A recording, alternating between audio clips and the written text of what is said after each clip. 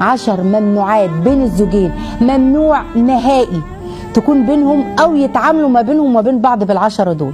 لو حصلت الحاجات الممنوعات اللي احنا هنحذر منها النهارده، البيت بيتخرب، العلاقه بتتخرب وبيفقد كل واحد اصلا رصيده في قلب التاني، وبيتحول الزواج من سكن وسعاده ورحمه وهدوء وسكينه بس بقى مفيش تعب اعصاب، وكل واحد مش مرتاح في وجود التاني.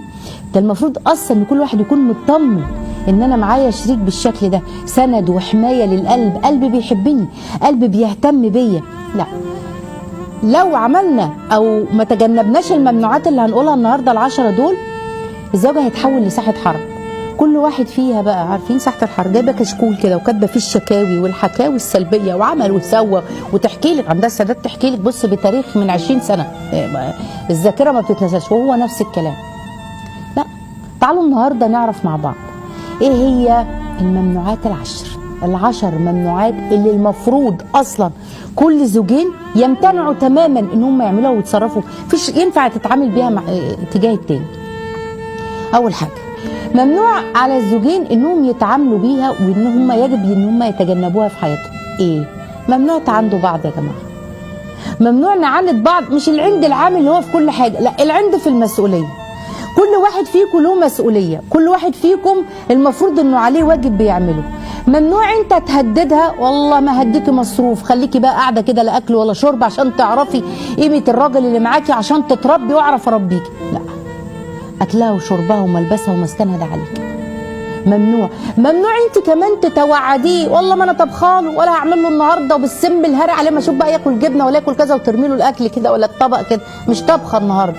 لا لا لا، ممنوع العناد، وبلاش العناد في اللي مطلوب منك اصلا تسال عليه انتوا كزوجين، عشان نضايق بعض، عشان نضايقوا بعض، وكل واحد بقى يعكنن على التاني، لا، ده ما ينفعش. فدي اول حاجه من الممنوعات. تاني حاجه ممنوعه بين الزوجين، ممنوع الضرب. ممنوع انت تضرب زوجتك. الرسول عليه الصلاه والسلام ما ضرب رسول الله صلى الله عليه وسلم خادما ولا امراه ولا ضرب بيده شيئا قط. والضرب معناه، عارفين معناه ايه؟ سواء هنا وهنا، انت عاجزين اصلا عن حل المشكله. الحل اسكتي وخلاص، اهو الضرب عشان تسكت او ده الموقف ينتهي، ومفيش حل، وده اكبر غلط على فكره.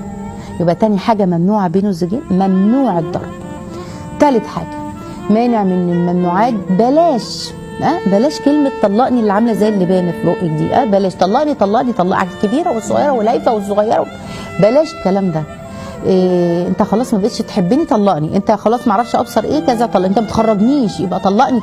احنا محتاجين نصحح الكلام ده على فكره. وانت كمان كزوج تلاقي الحلفانات بالطلاق، عليا الطلاق، ما انت ناس عليا الطلاق، ايه يا ابني؟ لا طبعا، ثلاثه جدهن جد وهزلهن جد، يعني الهزل والجد بتاعها جد، ما ينفعش. انت طالق وتحرم عليه زوجته اصلا بسبب كتره حلفانه بالامر ده وبالطلاق، ويبقى ممنوع عليه. ممنوع كلمه طلقني، لا انت تقوليها ولا انت تبقى عاملها زي حكايه كده، لا، بلاش كلمه الطلاق ما بينكم. رابع حاجه من الممنوعات بين الزوجين، بصوا بقى، عارفين اللي بيدور على ابره في كوم قش، نبش القديم. ما شفتش منك حاجه حلوه اصلا، انت طول عمرك ظالمني يا ظالم، ده انا ما شفتش معاك يوم حلو ابدا. وانت كمان، يعني انت كمان بتقول لزوجتك، دي زوجتي دي فاكرالي يوم كذا وكذا، وانت ذات نفسك ساعات فاكره انت واهلك ايام الخطوبه ما عملتي، فاكره وساعدتي وسويتي وكذا وكذا وكذا. في ناس كده هم اصلا بيبقوا متجوزين 20 ولا 30 سنه، لكن هم والزوجه ذاكرتها ايه؟ تحفه، فاكره لك الاحداث بالتواريخ، عارفه مش بتنسى اصلا. فاكر اليوم الثاني من الاسبوع الثالث لدخلتنا، فاكر الذكرى ال7 وال8 عملت انت فيها ايه؟ ال7 وال8 انت فاكر اصلا كان امبارح. ممنوع ننبش في الماضي يا جماعه، ونجيب القديم والجديد ونفضل بقى نحاسب، كل واحد يحاسب شريك حياته على كده، مش هتبقى زواج على فكره. بلاش نتكلم في الماضي ده كله جراح خلاص. تراضينا عليه خلاص، يبقى خلص خلاص. خامس حاجه من الممنوعات ال10 العظيمه، هنسميها الممنوعات ال10 بين الزوجين، ممنوع تدعوا على بعض. انا بقول كلام النهارده وكل واحد وكل زوج وزوجه عارف كويس هو بيعمل ايه. ممنوع تقولي الهي يا رب تموت ويجيني خبرك ويجيني كذا، زي ما انت ذللنا وزي ما انت عليه، لا هيرجي ويتحط فيه. تدعي على زوجها، لا هيقصف عمرك ويدعي عليها يقول لها يا ربنا ياخدك، ارجع الاقيكي ميته منك لله، ويدعي عليها. سادس حاجه من الممنوعات بين الزوجين ان هم يعملوها، بلاش نوسع دايره الخلاف ما بيننا. في اختلاف في وجهات النظر، وفي هو حصل كذا وحصل كده، وفي اختلاف في وجهات النظر، بلاش نوسع دايره الخلاف. ودي تحكي لعيلتها يقول لك امها معايا في اوضه النوم امها عارفه اللي بيحصل في اوضه النوم. وتدخل الاهل بقى، سواء اهل الزوج اللي بيتدخلوا في حياته، اعمل واعمل، وتبقى الزوجه تقول لك انا واخده واحد ملوش كلمه. او تدخل اهل الزوجه يقول لك ده امها وخالتها وبنت عمتها واختها وجوز اختها عارف في بيتي. لا، ليه؟ لان بصوا يا جماعه، لما بنوسع دايره الخلاف الاهل ما بينسوش. انتوا ممكن تتصالحوا اخر الليل، لكن الاهل هيعملوا ايه؟ ده انت عملت ببنتنا كذا، بص بقى، ويجي زياره يقول لك وانا اشرح لاهلك تاني، ولا تروحي شوفي بيقابلوني ازاي. خلاص ما بينسوش اساءه لبنتهم او كذا او كذا. يبقى بلاش الدايره دي، علشان في الاخر النفوس بتشيل يا جماعه. لو يفضلوا شايلين من زوجتك واهلك يفضلوا شايلين من زوج.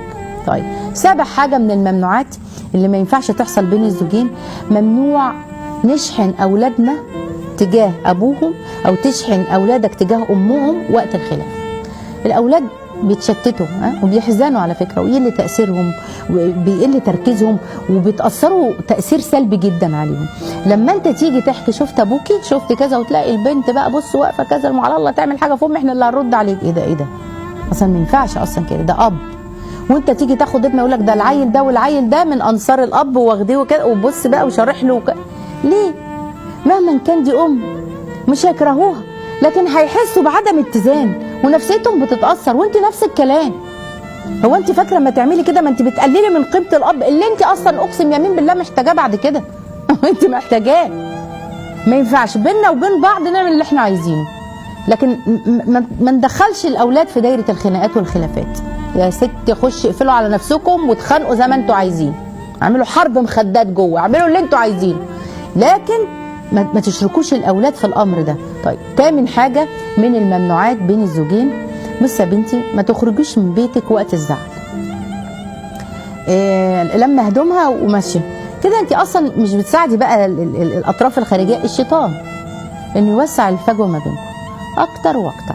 وكمان الاطراف الخارجيه بقى الوسوسه بقى، شياطين الانس اصلا بقى، ويقعدوا بقى يوسوسوا لك ويعملوا، والدنيا بص طالما طلعت بره كده خلاص. لكن طول ما انا في بيتي اصلا عندك حاجه، ولا يخرجن ولا الا ان ياتينا بفاحشه مبينه، فما ينفعش اصلا تطلعي مهما كان. هو عايز كده يطلع شويه، والله يعني مش انصار الفكره دي، لكن في ساعات رجال يقول لك لا انزل اهوي نفسي شويه، يهوي نفسه شويه ويجي وبتاع، يكون مفرغ طاقه الغضب اللي عنده وهدي شويه، تكون انت عامله حاجه حلوه مستقبلها وهو جاي، والله فعلا ما كانش ينفع ان احنا نتناقش بالامر وبالاسلوب ده، فاحنا تعالى نعيد بقى الحوار من جديد، حوار راقي.